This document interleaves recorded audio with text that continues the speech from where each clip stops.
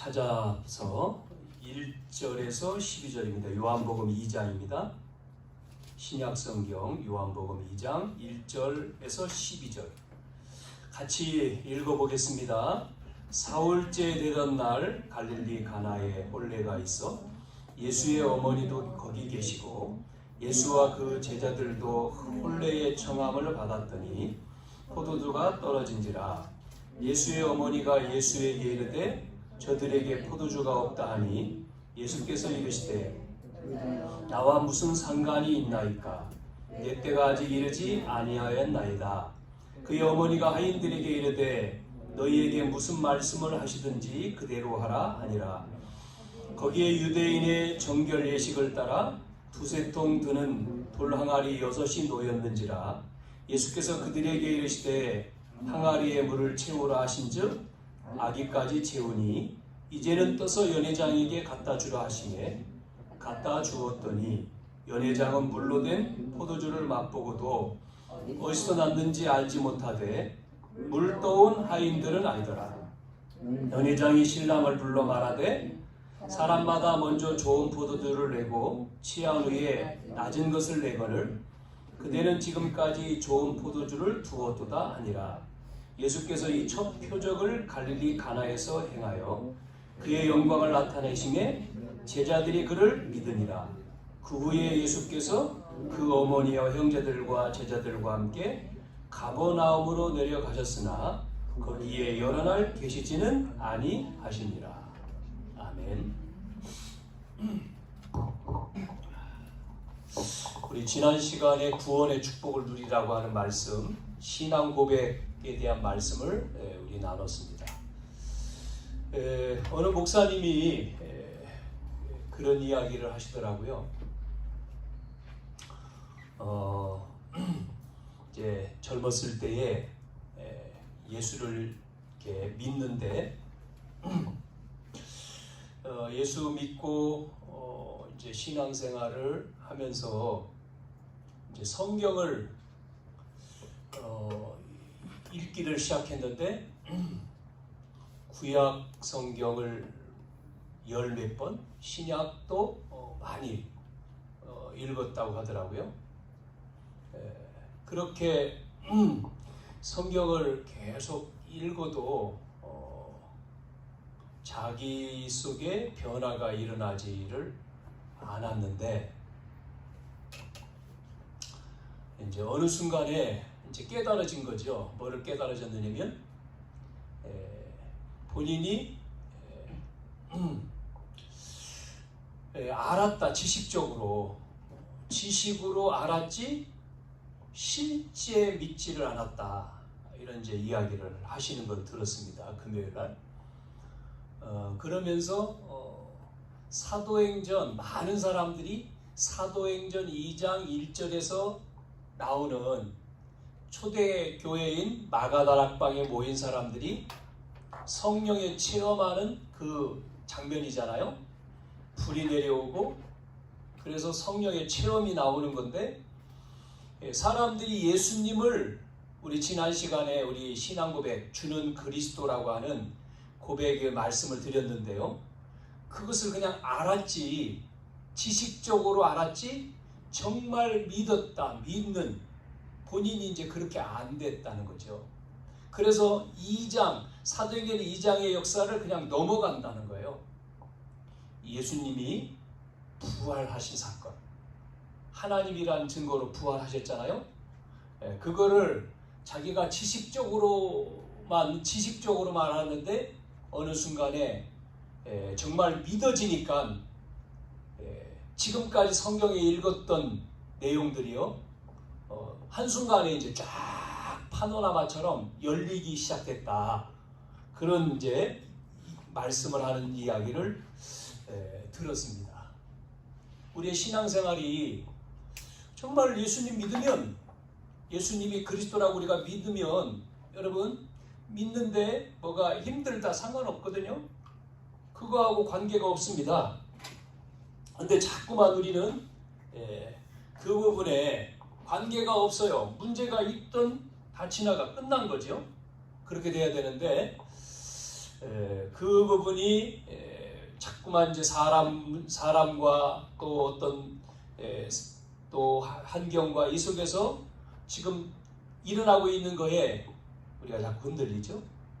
자, 오늘 요한복음 2장 이 말씀은 여러분도 아시는 혼인잔치의 내용이죠. 오늘 여기 장소가 갈릴리 가나라고 했습니다. 가나지요. 가나의 혼인잔치. 잔치에 대한 이야기인데요. 예수님이 오늘 읽은 말씀에 이런 어떤 역사가 일어났는데 뒷부분에 보니까 첫 표적이다 그랬어요. 표적. 이렇게 첫 번째의 표적이 나타나는데요. 요한복음에는 이 표적이 7번 나옵니다. 7번. 오늘 요한복음 2장에는 이 혼인잔치의 물이 포도주로 바뀌는, 또 4장에도 나오는데 왕의 신하의 아들이 고침을 받는 내용이 4장에 나오고요. 5장으로 가면은 베데스다 연못에 병자가 치유되어지는 내용이죠. 6장에는 뭐가 나올까요? 6장에는 오병이어의 기적이 나오고, 또 6장에는 바다 위를 걸어오시는 부분이 나옵니다. 그러고는 9장 보니까 날 때부터 맹인된 자가 치유되어지고, 이제 11장의 7번째 표적이 뭐냐면 나사로를 살리는 거예요. 이렇게 7번 표적, 기적이라고 안 하고 표적이라고 얘기했어요. 표적. 자, 7이라고 하는 7번, 이 7 숫자는 사람들이 7이라고 했을 때 완벽한 숫자. 그죠? 7. 자, 여기 보면 우리가 하나님 그럴 때는 성부, 성자, 성령 3이잖아요. 3위 하나님. 세상 그럴 때는 이걸 싫어하죠. 4자를. 그런데 동서남북 하면은 4개죠. 합치니까 7자입니다. 나온 거예요. 하나님과 세상 합치면 7이라고 하는 숫자가 나왔죠. 이거를 합치지 말고 더하지 말고 곱하면 뭐가 나올까요? 12지파가 나와요. 이렇게 이스라엘에 12지파가 있죠. 12지파. 오늘 결혼이라고 하는 거에 결혼 예식이죠. 결혼 풍습. 자, 이스라엘의 결혼 풍습은 3가지입니다. 오늘은 정혼이라고 나왔는데, 정혼하기 전에 약혼을 합니다. 약혼식. 우리 한국도 뭐 약혼식, 예전에 약혼식이 있었잖아요. 지금은 이제 그냥 결혼해 버리는데, 약혼은 뭐냐면 부모님 간의 약속입니다. 부모님 간에 우리 아들하고 당신의 딸하고 우리 결혼시키자, 이렇게 부모님 간의 약속. 부모가 서로 약속을, 자녀보다도 부모가 서로 우리 이렇게 자녀하고 아들하고 당신 딸하고 이렇게 결혼시키자라고 하는 약속을 하는 게 약혼입니다. 그리고 2번째 나오는 게 정혼이죠. 오늘 정혼이라고 하는 단어가 나왔죠. 혼례가 있으면서 이제 이 정혼이라고 하는. 자, 그런데 예수님도 정혼, 요셉과 마리아가 정혼했다 이렇게 나오잖아요. 이거는 결혼하기 전인데 어떤 면에서 이 약혼한 것을 확인하는 겁니다. 확인시키는 거예요. 맞냐? 이렇게. 정말 우리 딸하고 당신 자녀하고 맞냐? 어떤 면에서 이 정혼식이 어떤 면에서 뭐 부부로 인정하는 거거든요. 이게 간주하는 겁니다. 그래서 이제 예식을 취하는 게 이제 결혼식인데, 이 결혼식도 신부 집에 가고 신랑 집에 가고 이런 내용이 있거든요. 자, 그래서 간단하게 결혼할 때는 신랑과 신부가 먼저는 이제 신부 집에 갔다가 이제 신랑 집으로 오잖아요. 그런데 이제 결혼을 어디서 하냐면 신랑 신부가, 이스라엘에는 이게 뭐 천막처럼 비슷한 후파라고 하는 게 있습니다. 뭐 이렇게 천막처럼 거기에 서로 우리 옛날 뭐 지금 혼례처럼 하지 않고 우리 예전에 어떤 혼례는 좀 우리가 옷 입고 하는 뭐 그런 거 있잖아요. 근데 이 사람들은 천막에서 신랑과 신부가 모여가지고 이렇게 예식을 치르는데요. 신랑은 신부에게 이렇게 뭐 관을 씌워주고 얼개관을 씌워주고 포도주를 따라주면서 이렇게 아내를 맞이할 때 생명으로 이렇게 받아들이는 그런 것들을 하고요. 그러면서 이 결혼 준비를 얼만큼 하냐면 뭐 우리도 마찬가지일 수 있는데 오랫동안 하죠. 뭐 신부 집에 가서 한번 하고 신랑 집으로 올 때는 그 기간이 한 뭐 1년 뭐 이렇게 준비를 한다고 합니다. 그래서 신랑이 이제 신부 집에 가서 데리고 와서 이제 새로운 출발의 의미로 신랑이 신부를 데려왔을 때 새로운 출발 이 의미로 뭐 하냐면 금식을 해요. 금식. 이게 이제 왜 하냐면 개인의 속죄, 개인의 대속죄를 하는 겁니다. 속죄, 대속죄 이런 의미를 두고 있어요. 그러고 난 다음에 이걸 끝난 다음에 이제는 신방을 차려서 들어간 다음에 이제 결혼 예식으로 가는 거예요. 결혼 잔치에 들어가 이제 그러면서 이제 잔치에 들어갑니다. 잔치, 결혼 잔치. 그거를 며칠 아니면 7일 동안 합니다. 7일. 우리는 하루 하잖아요. 7일을 하려면은 음식을 많이 만들어야 되겠죠. 만들어 놔야 되겠죠. 음식을. 그런 어떤 내용을 가지고 오늘 이 포도주가 떨어졌다라고 하는 걸 봐야 돼요. 그러니까 우리처럼 하루 하는 게 아니죠. 음식을 그래서 7일 동안 하려면 많은 준비, 비용도 들어가고 많은 게 있겠죠.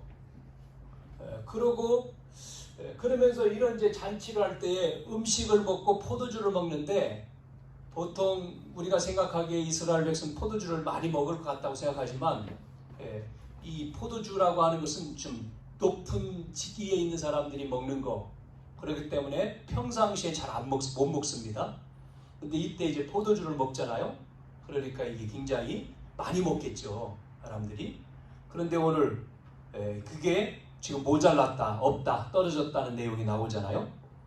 그리고 여러분 잘 보시면 결혼식을 할 때에 신랑 입장, 신부 입장 이렇게 할 때 신랑 입장은 그냥 들어가는데 신부 들어오라고 할 때는 사회자가 뭐라고 이렇게 멘트를 하냐면 오늘의 주인공은 신부가 들어옵니다 그러잖아요.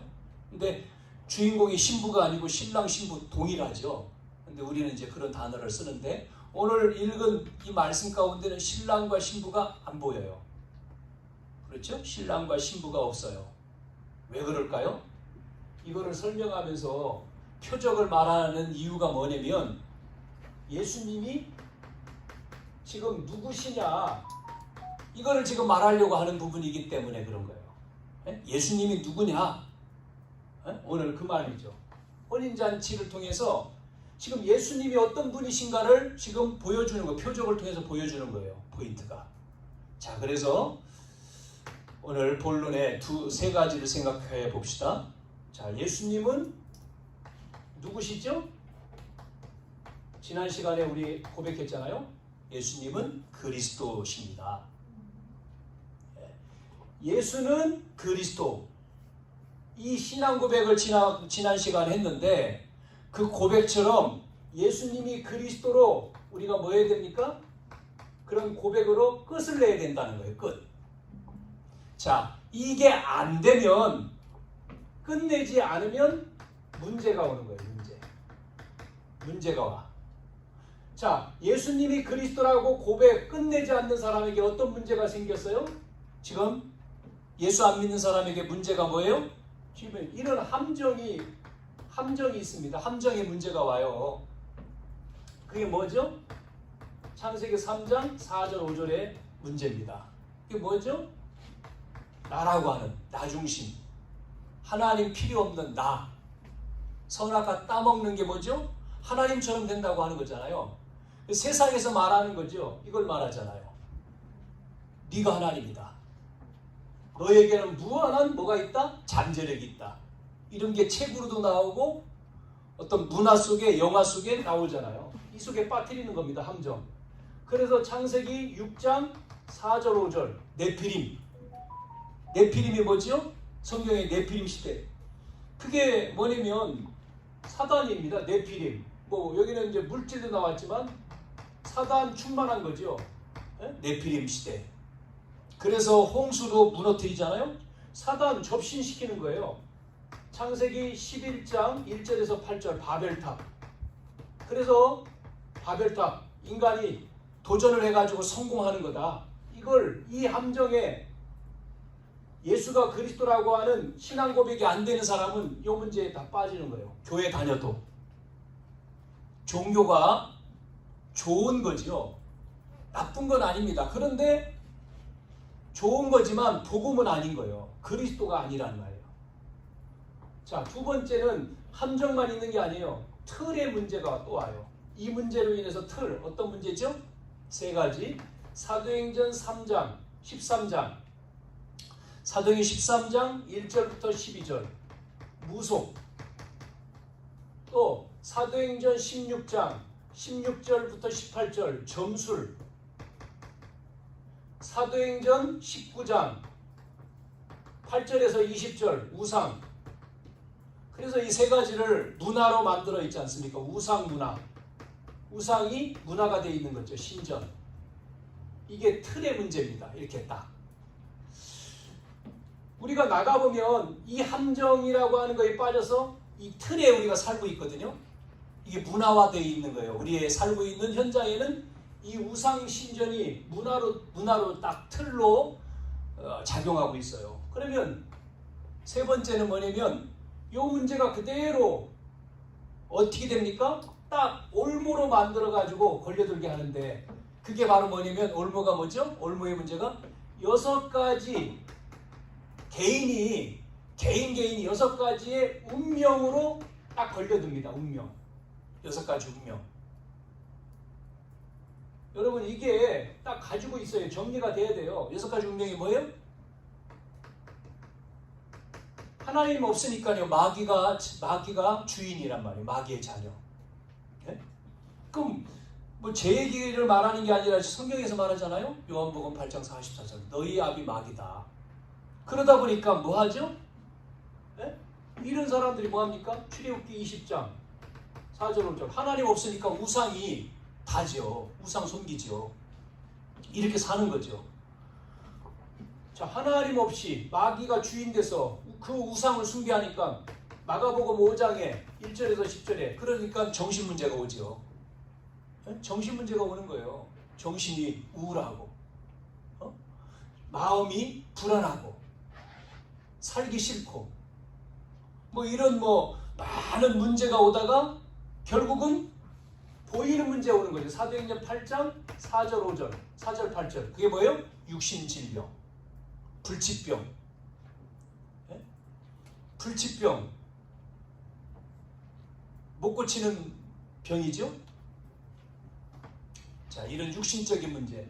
그러면 육신의 문제로 자, 갑자기 많은 사람들이 건강하던 사람들이 갑자기 몸에 문제가 와서 질병이 와서 암이 생기고 고질병, 불치병, 희귀병 그래서 살다가 어떻게 되죠? 그 병 때문에 못 고치니까 죽잖아요. 어디 가죠? 죽으면 하나님이 주인 아니잖아요. 죽으니까 어딜 갑니까? 누가복음 16장 19절 31절 어디 간다고 써 있습니다. 성경에 지옥 간다고 해요. 지옥.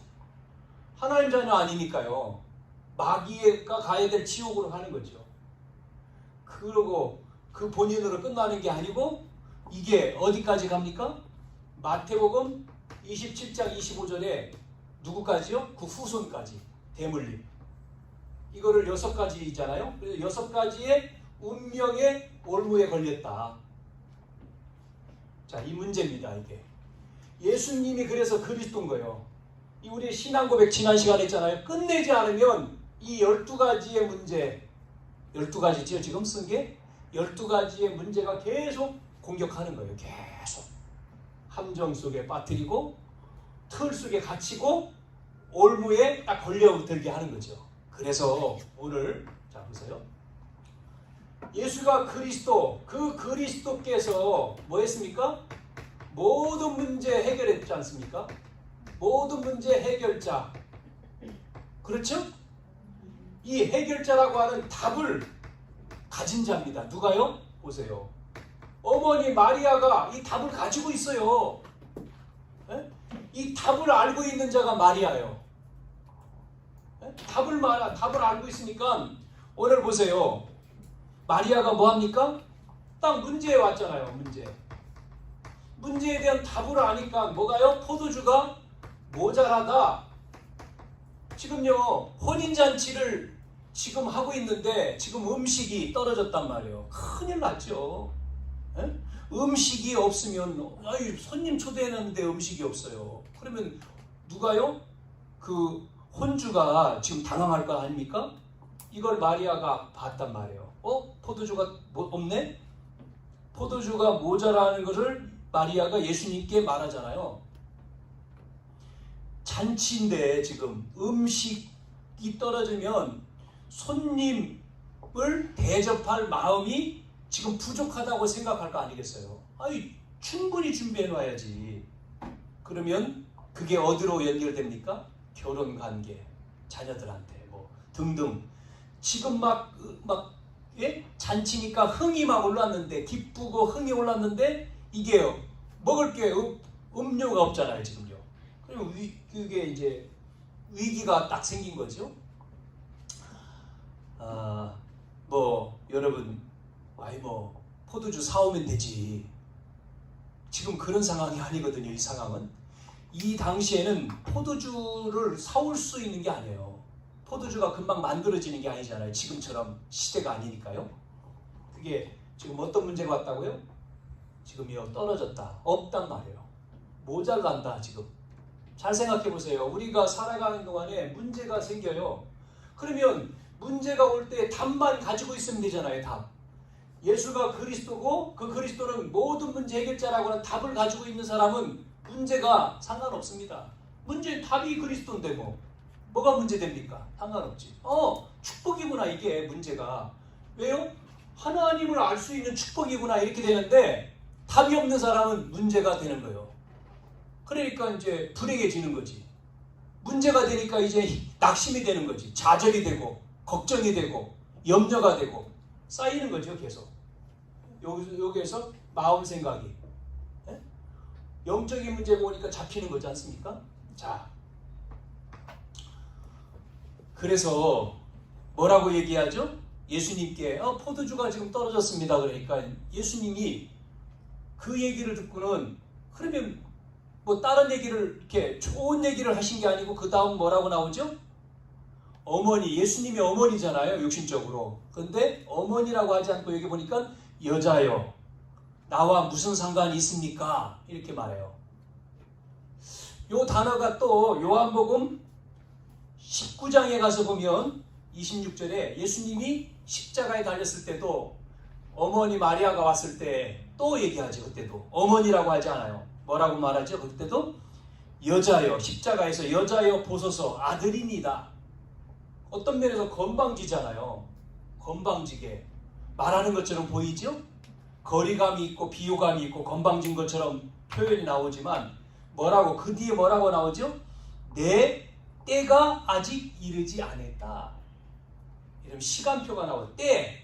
그 때라고 하는 것은 뭐를 얘기하냐면 요한복음 14장 16절에 보면 보내셨어요. 예수님을. 하나님이 예수님을 보내셨다니까. 왜 보냈습니까? 예수님을 보낸 이유는 이 문제를 해결하기 위해서 보낸 거예요. 그게 뭐예요? 죽는 겁니다. 십자가에. 예수님의 때는 죽음의 때를 얘기하는 거예요. 내 때가 아직 이루지 않았다. 나하고 무슨 상관입니까? 때가 아직 안 됐습니다. 그런데 마리아는 이 답을 가지고 있으니까요. 그 상관없습니다. 여러분 문제가 왔을 때 답이 있으면 시험 치는 학생들이 문제에 답을 알면 문제에 딱 답 쓰면 되죠. 위기가 왔어요? 답 있는 사람은요. 모든 문제 해결자 그리스도 아는 사람은 위기가 기회예요. 기회. 그렇지 않습니까? 지금 코로나, 지금 이 비대면 시대, 답을 알고 있는 사람은요, 이게 돈 벌 기회로 삼잖아요. 어떤 집은 코로나 때문에 망하는데 어느 집은 더 잘 되네, 코로나가. 우리나라 예전에 경제 어려움 왔을 때 딱 준비되어 있는 사람은 그 문제 속에 문제가 왔을 때 기회가 됐잖아요. 똑같습니다. 예? 우리는 문제만 보고 위기만 보지요? 아니에요. 그리스도가 모든 문제, 인생의 모든 문제 해답이라면 문제가 아니고 기회입니다. 기회. 맞습니까? 예를 들어서 말해볼게요. 요셉이요. 위기 왔잖아요. 어떤 위기입니까? 요셉이요? 노예요. 노예. 형들이 노예로 팔았다니까요. 그것도 애굽에다가. 그러면 문제고 위기죠. 노예가 뭡니까? 생명이 자기 게 없어. 자, 그런데 요셉은 답이 난 거죠. 이게. 뭐가 답 났습니까? 복음의 답을 딱 가지고 있으니까 노예? 상관이 없어요. 애굽에 갔는데 상관이 없는 거예요. 그 당시에 노예로 끌어갈 때는요, 걸어간 겁니다. 끌려간 거예요. 뭐 마차 타고 간 게 아니에요. 차 타고 간 게 아닙니다. 질질질 끌려갔겠지요, 노예로. 자, 그런데 요셉은 노예 속에서도요, 최고가 되잖아요. 이거를 가지고, 이 답을 가지고 있으니까 요셉은요, 가정에 보디발 집에 뭐가 됩니까? 총무가 되고, 또 보디발 부인이 유혹을 했을 때 거절했는 것 때문에 감옥에 가잖아요. 자, 감옥소에 들어갔는데 문제가 안 돼요. 감옥에도. 왜요? 이 답을 가지고 하나님이 함께 하신 축복을 딱 가지고 있으니까 이게 전부 다 노예가 되고 감옥에 간 게요. 뭐가 돼요? 기회가 됐는데 어떤 기회죠? 노예를 통해서는 경제를 배웠고, 감옥에 가서는 정치범 감옥이니까 정치를 배웠어요. 뭐 때문에요?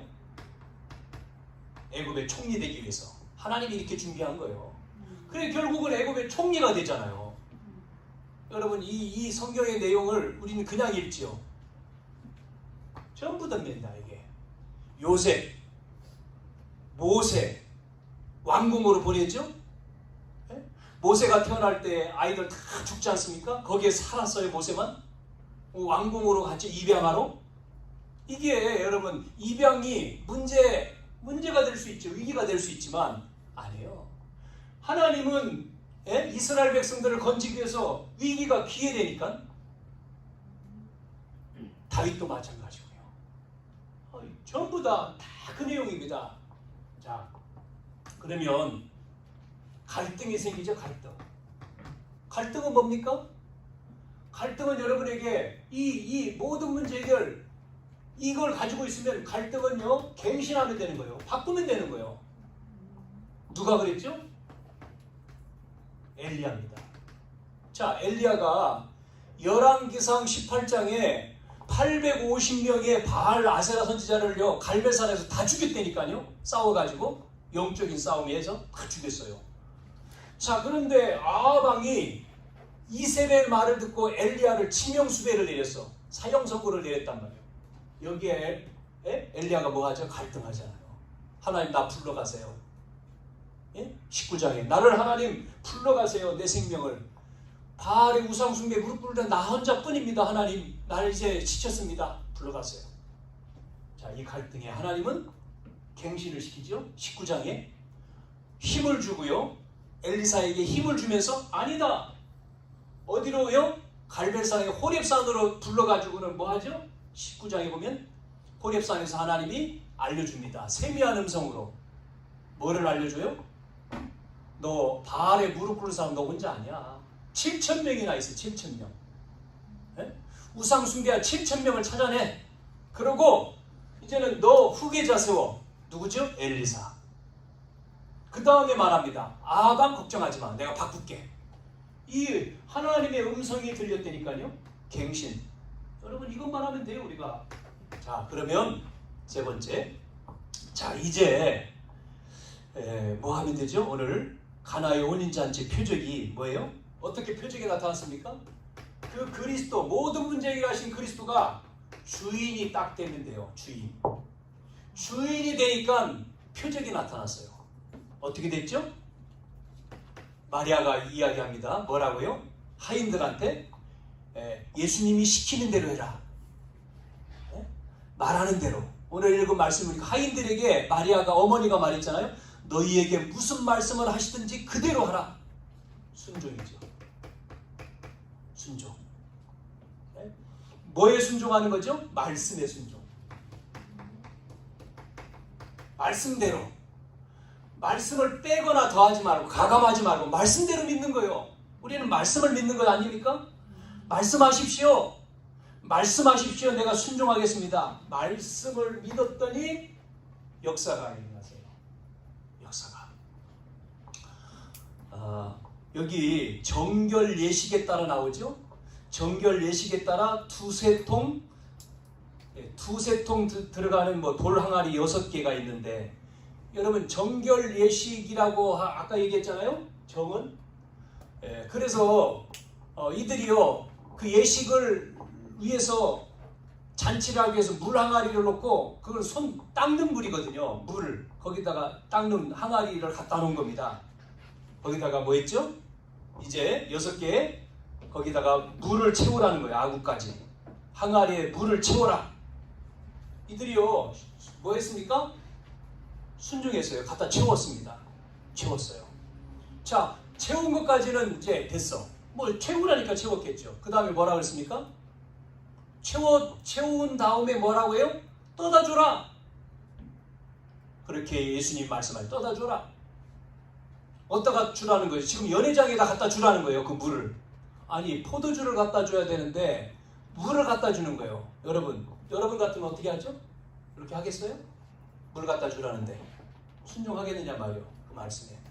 이거 갖다 주어서 그거 하객들이 그걸 마시고, 아니 왜 포도주 안 주고 이 물 줘? 이렇게 말할 수도 있잖아요. 자, 그런데 순종, 이 하인들은 어떻게 합니까? 갖다 줘요. 순종했단 말이에요.